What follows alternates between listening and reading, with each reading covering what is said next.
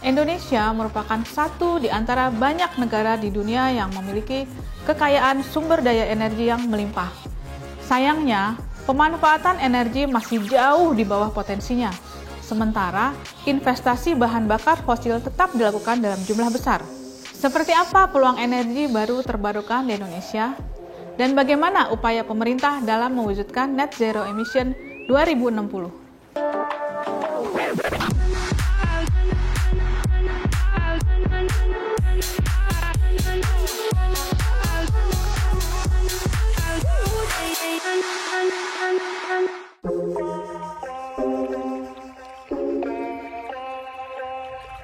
Indonesia memiliki potensi sumber daya alam yang melimpah untuk dapat diolah sebagai sumber energi terbarukan. Akan tetapi, pembangunan energi terbarukan sebagai sumber energi sehari-hari belum menjadi prioritas. Padahal potensi energi terbarukan di Indonesia mencapai 3.686 gigawatt dengan pemanfaatan 12,54 gigawatt. Sebenarnya apa itu energi terbarukan? Energi terbarukan adalah sumber energi yang tersedia oleh alam dan bisa dimanfaatkan secara terus-menerus.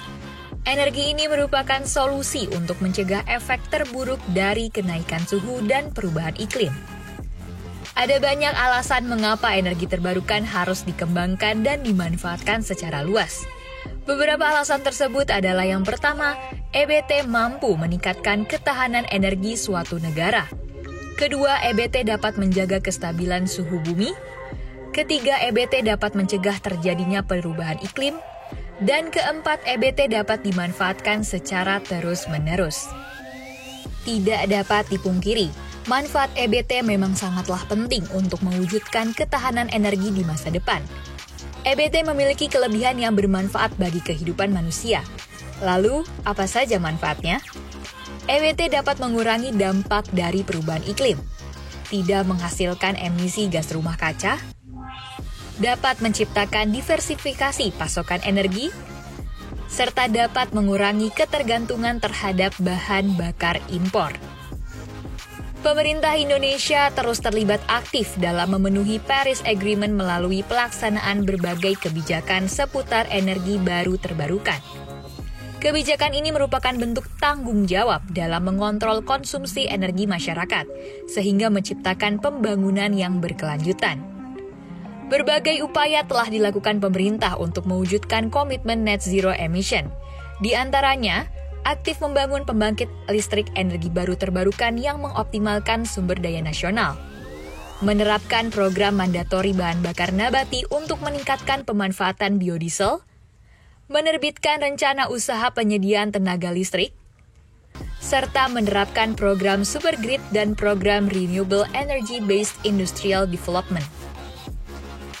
Pemerintah optimis target pencapaian bauran energi nasional dari EBT sebesar 23% pada tahun 2025 dapat tercapai. Namun, ada beberapa tantangan yang harus dihadapi untuk mencapai target EBT tersebut. Sejumlah tantangan itu adalah biaya yang tidak murah, masih banyak bergantung kepada bahan bakar fosil, bauran energi primer masih didominasi oleh batu bara, dan perlunya pengembangan SDM untuk mengoperasikan teknologi yang disematkan. Proses transisi energi bukanlah perkara mudah. Pemerintah dihadapkan oleh sekelumit tantangan yang membutuhkan strategi yang tepat untuk mengatasinya. Meski begitu, net zero emission tidak boleh hanya menjadi jargon semata. Program ini harus terrealisasi agar Indonesia dapat beralih pada penggunaan energi hijau yang lebih ramah lingkungan, serta berdampak positif terhadap kelestarian bumi. Saya, Desi Yasmini Siregar, dan tim Litbang Indonesia pamit undur diri. Tetap saksikan program Jendela Data atau Jeda setiap Selasa hanya di YouTube Media Indonesia.